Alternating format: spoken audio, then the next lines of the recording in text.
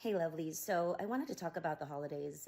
This time of year is just one of those times where you're reflecting about the whole year, what's to come, and there's something about this time frame that just can make people sad and make people want to numb out. And I get it, right?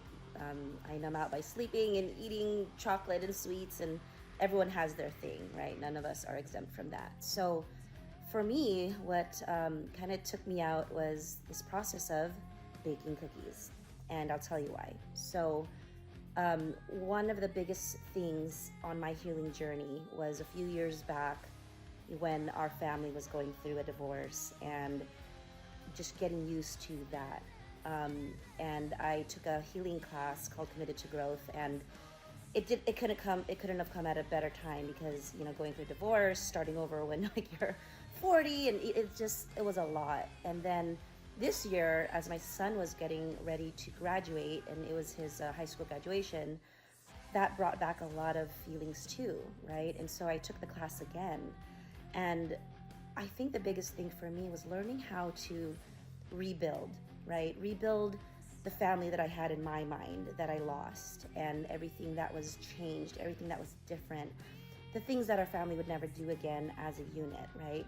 One of those things was baking, okay? So baking around the holidays. I remember I used to do dessert bars because we used to have family over, and it used to be just a very joyous time. But I realized I haven't baked in a long time, and I think that was because of that. And so as I was asked to bake some cookies, because we're doing a cookie platter drive today, I had the option of either baking them or just buying fancy ones from the store.